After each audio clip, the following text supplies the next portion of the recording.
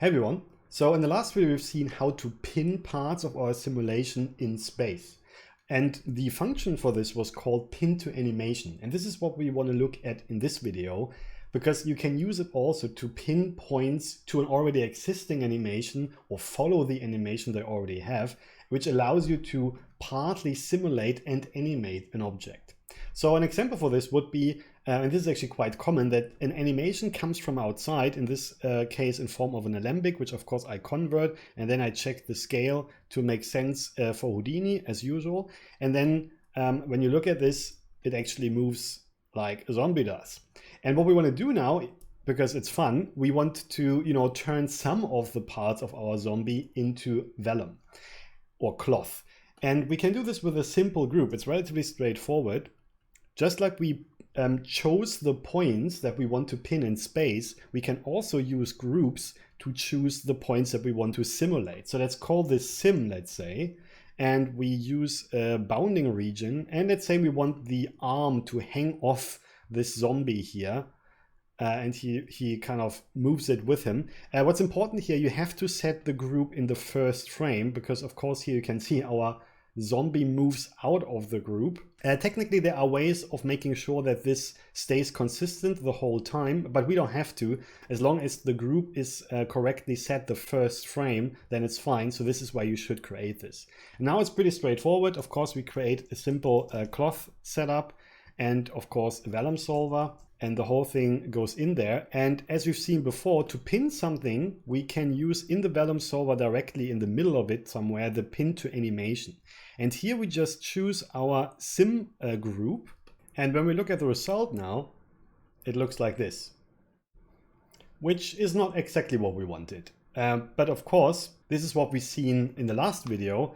We defined all the points on the arm to be pinned in space, and everything else, of course, will be turned into cloth.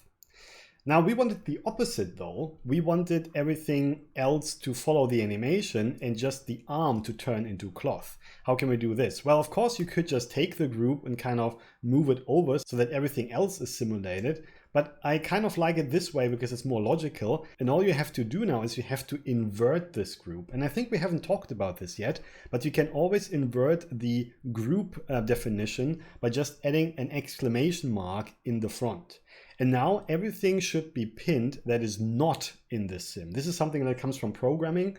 It's inverting something, and this also works for groups. Pretty handy to know. So if you run this now, we can see that everything stays pinned in space currently, and the hand has turned into cloth, which looks a bit funky because it's kind of stretchy. That's the main reason, as we can see here.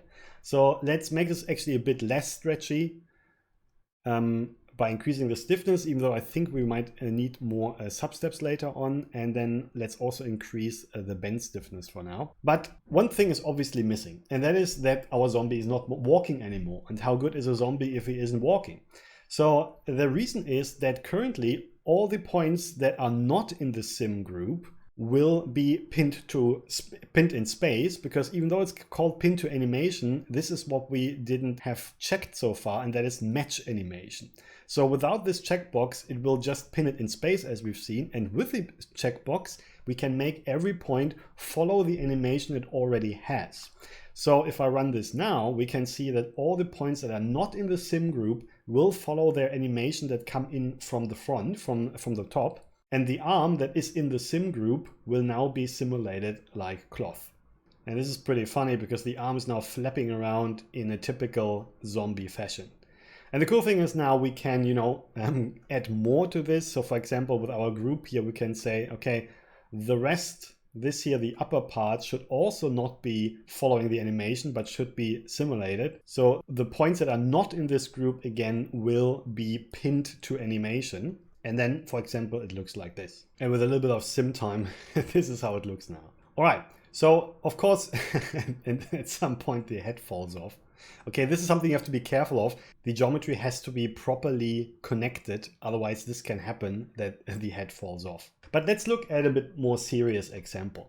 By the way, of course, what you can use this for in practical terms is something like a cape or something. So you can animate your character and then just select the parts that you want to simulate, and everything else will follow the animation that comes in. For example, when we look at this horse here, what I have done is the same thing really. I used a group to select by hand actually everything that I want to be simulated. But just keep in mind, when you add this here to the pin to animation Vellum cloth constraint, then you have to invert it, because you define here what should not be simulated, but what should follow the animation. And for this, you have to turn on match animation. And then what you can do, for example, is our horse here that we've seen before that has an animation on it. We can say, okay, everything that is not selected should follow this animation, and everything else that is selected, like the ears and the tail, should be simulated. And then it looks, for example, like this. And as you can see, now the tail is simulated, the ears as well. And again, this can be used for anything on your geometry, even if it's all part of the same geometry. You just select it and say this should not be pinned, and then it will follow the simulation. Pretty straightforward and pretty handy when you have already an animation prepared and only want to simulate parts of that. But you can do actually other things with that. For example, you could create your own curtain. So I only brought in here Tommy for a scale reference, and then I use a planar patch to create basically a curtain piece.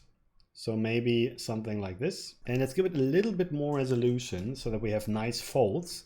And of course, we need to make it red because it's supposed to be a curtain. And now the cool thing is we can do the animation ourselves. We don't have to bring it from outside necessarily. And this is a pretty good example for this. First of all, we turn this, of course, into a normal cloth with a little less bendiness so that it creates nice folds and theoretically a bit more stiffness. And then we put this into a Vellum solver. And let's activate a ground plane. There you go. And what should happen is it should just fall down. There you go. Yep, that is as expected. And what we want to do now is we want to actually not only pin the top part, but we want to open our curtain. And later on, what we will do is we will mirror this. Actually, we can do this already now. We can just take whatever we will do and then just mirror it afterwards. And I think I want to do it like this. And we want to open this curtain up. What we could use, of course, here is the planar patch top group. So the top scene group, here it is, the top scene group. But this is not a good idea, because if you've ever connected a curtain to something, you know that you don't kind of glue the whole top part to it, but you take certain, connections only that will then move.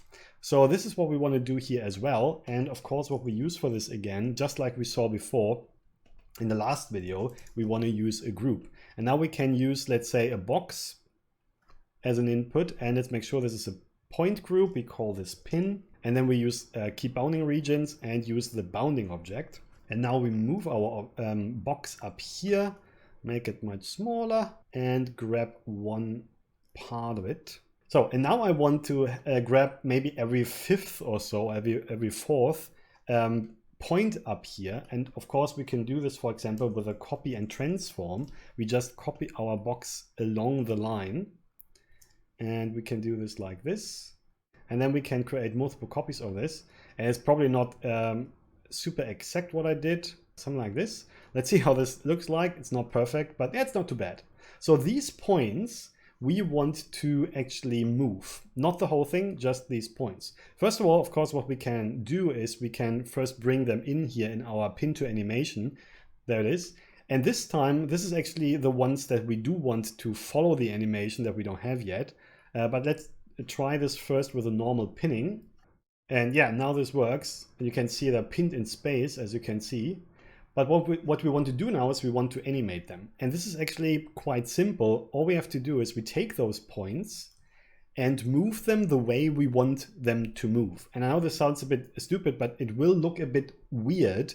You just have to understand that this is still correct, because what we want to do is we want to change the pivot, and we want to move all those points that we want to animate over here to the side, as if we would open the curtain. And we can change the pivot just like that with the numbers, or we press insert and then we can position the pivot wherever we want, maybe over here.